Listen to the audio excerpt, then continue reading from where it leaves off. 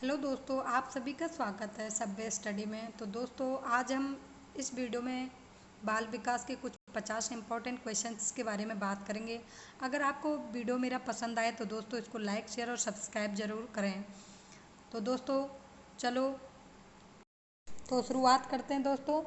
और आपसे दोस्तों रिक्वेस्ट है कि वीडियो को आप अंत तक ज़रूर देखें। अगर आपको अच्छा लगे तो लाइक शेयर ज़रूर करें। ठीक है दोस्तों। पियाजे मुख्य रूप से किसके अध्ययन के लिए जाने जाते हैं? तो हमारा पहला क्वेश्चन है कि पियाजे मुख्य रूप से किसके अध्ययन के लिए जाने जाते हैं? तो यह हैं आपके संज्ञानात्मक विकास। पियाजे ने संज्ञानात्मक विकास के जनक के रूप में जाने जाते हैं। जब मानव शरीर के एक भाग को दिए गए प्रशिक्षण का अंतरण दूसरे भाग में होता है तो इसे क्या कहते हैं दोस्तों? तो इसे कहते हैं द्विपार्श्विक अंतरण।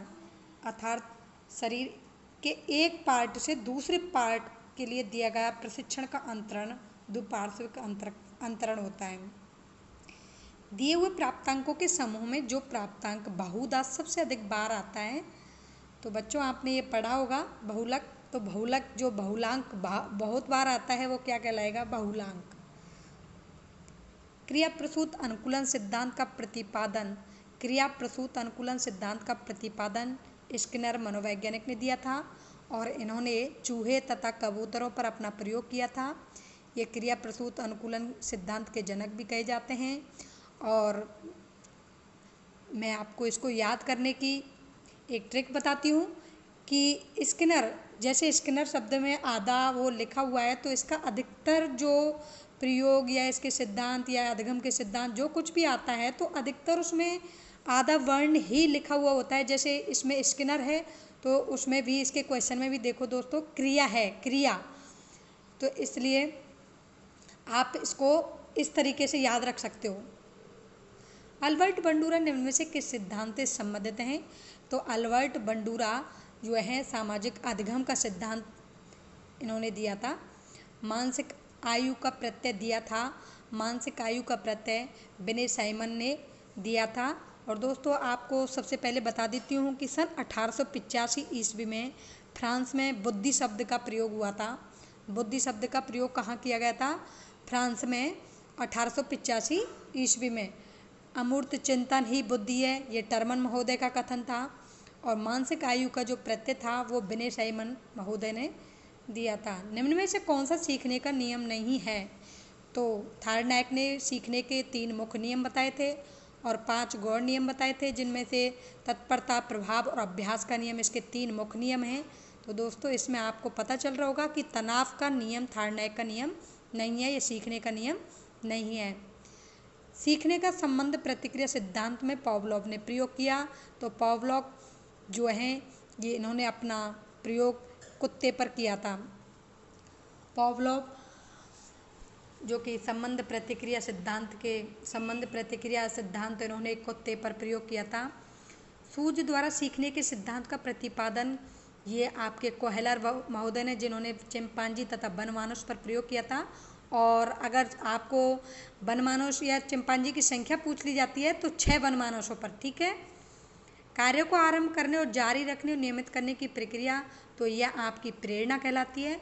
जो कार्य को आरंभ करने और जारी रखने और नियमित करने की प्रक्रिया कही जाती है प्रेरणा।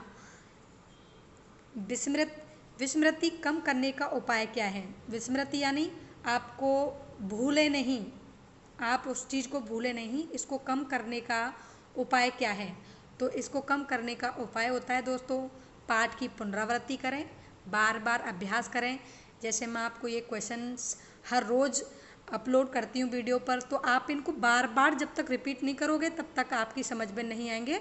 और आप इनको बार बार रिपीट करोगे तो पक्की गारंटी के साथ कहती हूँ आप किसी भी एग्ज़ाम में फेल नहीं होगे। क्रोध व भय प्रकार है। तो दोस्तों ये मैकडूगल महोदय ने 14 मूल प्रवृत्तियाँ बताई थीं, उन्हीं में से ये क्रोध व भय संवेग का प्रकार होता है। और क्रोध से संबंधित जो मूल प्रवृत्ति होती है वो आपकी युयुप्सा, जो युद्ध मतलब युद्ध की जो भावना होती है युयुप्सा वो होती है। भय से संबंधित जो मूल प्रवृत्ति होती है दोस्तों वो पलायन होती है, इनको भी याद रखना है। दूसरे व्यक्ति के बाहम व्यवहार की नकल करना, दूसरे व्यक्ति के बाहम व्यवहार की नकल करना क्या कहलाता है? तो यह अनुकरण कहलाता है। जब हम दूसरे व्यक्ति के बाह्य व्यवहार की नकल करते हैं तो इसको क्या कहा जाता है? अनुकरण। यदि पूर्व ज्ञान व अनुभव नए प्रकार के सीखने में सहायता करते हैं तो उसे क्या कहते हैं? यदि पूर्व ज्ञान व अनुभव नए प्रकार के सीखने में सहायता करते हैं तो इसको सकारात्मक प्रशिक्षण स्थानांतरण कहते हैं। सीखी हुई बात को स्मरण रखने या पुनः स्मरण करने की असफलता को क्या कहते हैं? सीखी हुई बात को स्मरण रखने या पुनः स्मरण करने की असफलता, मतलब उसको याद रखना चाहते हैं हम बार बार लेकिन भूल जाते हैं, असफलता, असफल हो जाते हैं। तो दोस्तों इसमें आप सीधे से समझ गए होंगे, विस्मृति कहलाती है। टर्मन के अनुसार 90 से 100 बुद्धि लब्धि का बालक माना जाता है। तो ये टर्मन महोदय ने जो अमूर्त चिंतन ही बुद्धि है, टर्मन महोदय ने परिभाषा दी थी बुद्धि की कि अमूर्त चिंतन ही क्या है? बुद्धि है। और इन्होंने बुद्धि लब्धि का सूत्र दिया था, मानसिक आयु बटा वास्तविक आयु मल्टीप्लाई 100। तो ये इन्होंने 90 से 100 की जो बुद्धि लब्धि का बालक माना है उसको सामान्य बुद्धि लब्धि का बालक माना है। हॉल का सिद्धांत निम्न में से किसकी व्याख्या करता है? तो हॉल महोदय जो हैं ये किशोरों का मनोवैज्ञानिक, किशोरों का मनोविज्ञान, हॉल ने ही ये कहा था कि किशोर अवस्था जीवन का सबसे कठिन संघर्ष और तनावपूर्ण अवस्था है। मानव व्यक्ति के मनोलैंगिक विकास को निम्न में से किसे महत्व दिया था? मानव व्यक्तित्व के मनोलैंगिक विकास को निम्न में से किसे महत्व दिया था? तो आपको इसको ये रट के पटक देना है दोस्तों। ये फ्रायड जो महोदय हैं, ये फ्रायड जो मनोवैज्ञानिक हैं, ये मनोविश्लेषणवाद सिद्धांत के जनक हैं। तो मानव व्यक्तित्व के मनोलैंगिक विकास को, मनोलैंगिक मनोविश्लेषणवाद के मैटर में बात हो रही है तो ये फ्रायड पे आपको क्लिक कर देना है। मनोविज्ञान की प्रथम प्रयोगशाला को किसने स्थापित किया था? तो ये डब्ल्यू वुंट हैं और इन्होंने मनोविज्ञान की प्रथम प्रयोगशाला का जर्मनी के लेपिजिंग शहर में स्थापित किया था विलियम वुंट के द्वारा। गेस्टाल्ट मनोविज्ञान की आधारशिला किसने रखी थी? तो मैक्स वर्दीमर। गेस्टाल्ट मनोविज्ञान की आधारशिला किसने रखी थी? मैक्स वर्दीमर ने रखी थी। गेस्टाल्ट मनोविज्ञान की आधारशिला मैक्स वर्दीमर ने रखी थी। समघन सिद्धांत निम्न में से किससे संबंधित है? समघन, तो मैं आपको इसको याद रखने की एक ट्रिक बताती हूँ। समघन, घन चक्कर किस में होता है? आपके स्मृति में होता है, अधिगम में, अभिप्रेरण में या सृजनात्मकता में, किस में होता है? तो ये स्मृति आपका याद रखोगे किसी चीज़ को, उसका संघन करोगे तो इससे आप इसको याद रख सकते हैं। संघन उसका मतलब घनन चक्र होना, तो ये क्या है? आपकी स्मृति से संबंधित है। संघन का सिद्धांत अर्थात आपका सिर घन चक्कर किस में होता है? किसी चीज़ को याद रखने में होता है, नहीं होता है? होता है। तो स्मृति है इसका सिद्धांत, ठीक है, याद इसी तरीके से रखते हैं। क्षेत्र सिद्धांत निम्न में से किस वर्ग का योगदान है? क्षेत्र सिद्धांत, तो ये गेस्टाल्टवादियों का है क्षेत्र सिद्धांत। भाटिया बैटरी का प्रयोग निम्न में से किसके मापन हेतु किया जाता है? तो भाटिया बैटरी है, तो बैटरी, तो ये आपको मैं एक छोटी सी याद करने की और ये इसमें ट्रिक बता रही हूँ। जैसे भाटिया बैटरी, बैटरी हो रही है तो बा से चालू हो रहा है तो बुद्धि, आप बुद्धि पे बा से, यहाँ बा से चालू हो रहा है, देखो बताती हूँ, यहाँ बा से चालू हो रहा है, ये बा है, बा बैटरी, तो उसी हिसाब से यहाँ बुद्धि पे आपको याद रख लेना है, ठीक है। भाटिया बैटरी का प्रयोग निम्न से किसके मापन हेतु किया जाता है? बुद्धि। चलो दोस्तों आगे बढ़ते हैं। अभिक्रमायोजित अधिगम का प्रत्यय किसने दिया था? अभिक्रमायोजित अधिगम का तो मैंने आपको पहले भी इसके बारे में बताया है, इसको याद करने की ट्रिक भी बताई थी कि इसमें आधा जो वो होता है वर्ण मिला हुआ या आधा अक्षर जो होता है उससे आप किसका लगाओगे? तो ये आपके अभिक्रमायोजित अधिगम होते हैं का प्रत्यय दिया है आपके स्किनर महोदय ने। स्किनर, देखो दोस्तों इसमें स्किनर आधा है, स्किनर अभिक्रम, स्किनर अभिक्रम, ओके। तो इस तरीके से आप इसको याद रख सकते हैं। व्यवहारिक क्षमताओं में वह सापेक्ष स्थायी परिवर्तन जो कि प्रबलित अभ्यास का परिणाम होता है उसे क्या कहते हैं? व्यवहारिक क्षमताओं में वह सापेक्ष स्थायी परिवर्तन जो कि प्रबलित अभ्यास का परिणाम होता है तो उसको क्या कहते हैं, आप बहुत बार अभ्यास करते हो उस चीज़ को तो क्या करोगे, अधिगम, उसको सीखना हो सीख जाओगे, सीखोगे कि नहीं सीखोगे, सीख जाओगे।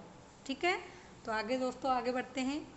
संज्ञान किस बुद्धि के सिद्धांत का हिस्सा है, संज्ञान किस बुद्धि के सिद्धांत का हिस्सा है, तो ये है आपके फ्लूइड और क्रिस्टलाइज्ड जो सिद्धांत हैं, ये संज्ञान शब्द के बुद्धि के सिद्धांत से संबंधित हैं, फ्लूइड एंड क्रिस्टलाइज्ड सिद्धांत। ठीक है दोस्तों, 8 वर्ष के सुधीर की मानसिक आयु 10 वर्ष है, तो उसकी बुद्धि लब्धि कितना होगी, तो ये आप आराम से निकाल सकते हैं, क्योंकि टर्मन ने बुद्धि का जो सिद्धांत दिया था वो मानसिक आयु बटा वास्तविक आयु, तो उसकी 8 वर्ष के सुधीर की मानसिक आयु 10 वर्ष है, तो इसमें आप ऐसे निकाल सकते हैं, मानसिक आयु बटा वास्तविक आयु, तो इसमें मानसिक आयु आपकी 10 है और उसमें उसकी वास्तविक आयु 8 है, मल्टीप्लाई 100, तो आपका दोस्तों ये निकल के आता है, ये कर सकते हो आप, तो इसमें ये आपका आंसर निकल के आता है। ठीक है, तो इसमें क्या है 125, उसकी बुद्धि लब्धि कितनी होगी सुधीर की 125।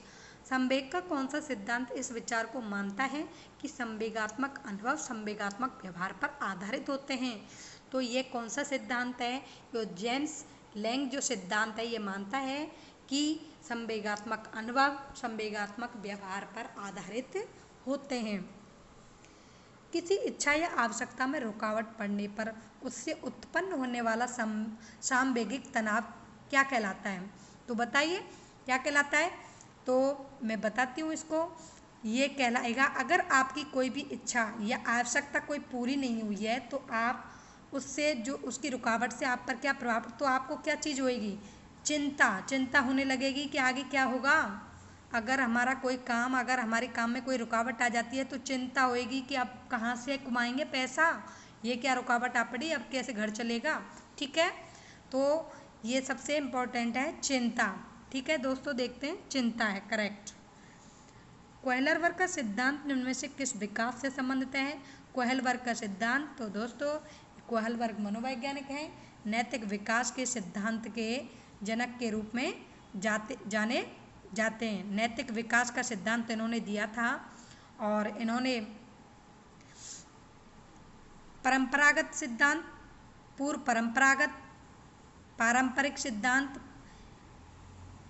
सिद्धांत था इनका, एक पूर्व पारंपरिक था और एक कहते हैं पूर्व पारंपरिक था।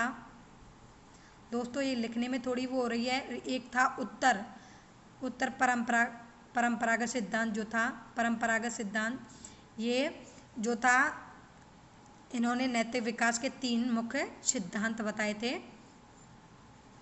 आत्म केंद्रित व्यक्ति होता है, तो आप बता सकते हैं इसको आसानी से, आत्म केंद्रित व्यक्ति अंतर्मुखी व्यक्ति होता है। आत्म केंद्रित व्यक्ति कैसा होता है, अंतर्मुखी व्यक्ति होता है। बाल विकास में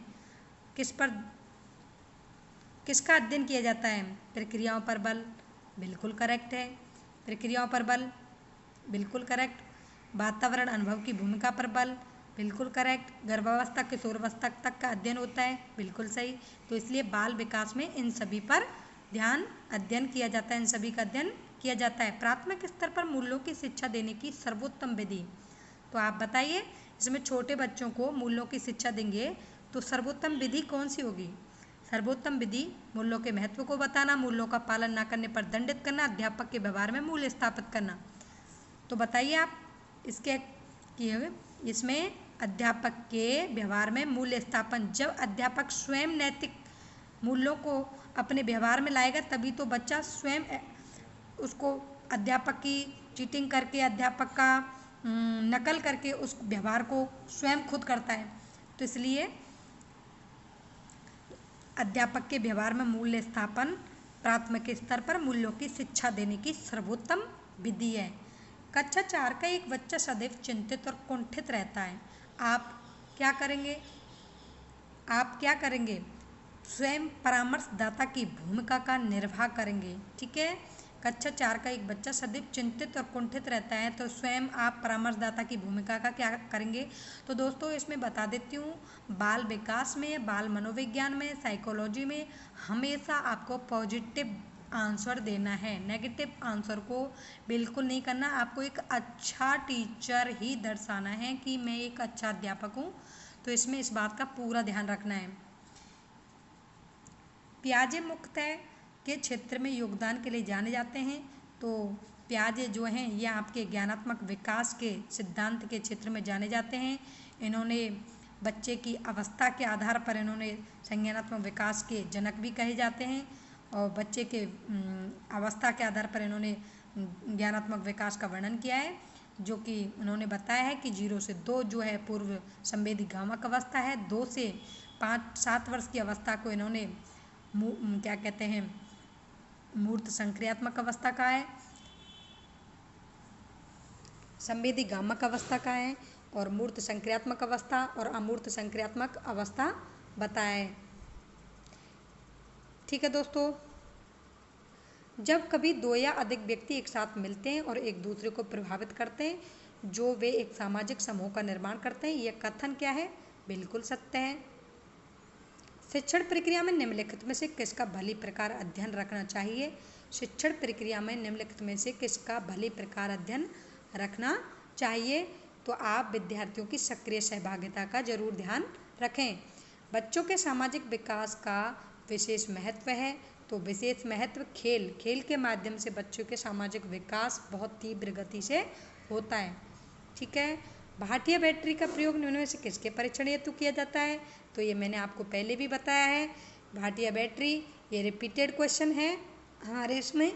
बैटरी बा यानी बा, ये बा है जो आपके क्वेश्चन में, ये बा है, बा ये हाँ बुद्धि। ठीक है, तो इससे आप इसको याद रख सकते हैं।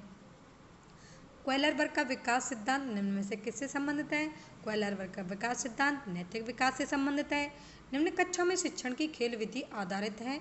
निम्न कक्षाओं में शिक्षण की जो खेल विधि होती है वो विकास और वृद्धि के मनोवैज्ञानिक सिद्धांत पर आधारित है। विकास एवं वृद्धि के मनोवैज्ञानिक सिद्धांत पर शिक्षण की खेल विधि आधारित है। डिसलेक्सिया संबंधित है, डिसलेक्सिया संबंधित है, तो ये पठन विकार से, डिसलेक्सिया किससे संबंधित है? पठन विकार से संबंधित है।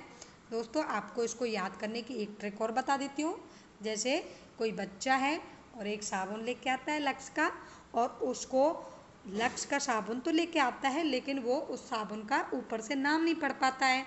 Dyslexia, dyslexia. लेकिन लेक्सिया पढ़ने में, लक्स पढ़ने में वो क्या हो जाता है? डिस हो जाता है।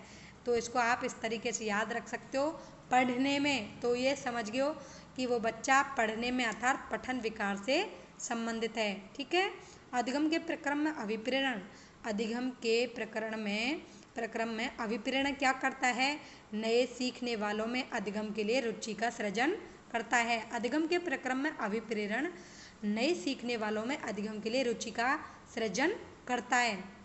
श्यामपट्ट को शिक्षण सामग्री के किस समूह के अंतर्भूत किया जा सकता है?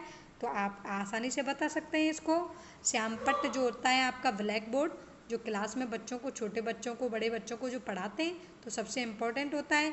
शिक्षण सामग्री के किस समूह के अंतर्भुक्त किया जा सकता है? तो आप इसको दृश्य साधन के रूप में कर सकते हैं। ठीक है, श्रव्य नहीं। श्यामपट्ट बोलता थोड़ी है, सुनता थोड़ी है। इनमें से कौन सा शिक्षण कुशलता से संबंधित है? तो दोस्तों श्यामपट्ट पर लिखना ये भी शिक्षण की कुशलता है। प्रश्नों को हल करना ये भी शिक्षण कुशलता से संबंधित है। प्रश्न पूछना ये भी शिक्षण कुशलता से संबंधित है। तो इसमें होगा उपरोक्त सभी। शिक्षा की किंडरगार्टन पद्धति का प्रतिपादन किसने किया था? तो किंडरगार्टन, इसको याद रख सकते हैं आप। किंडरगार्टन इसको याद रख सकते हैं। फ्रोबेल,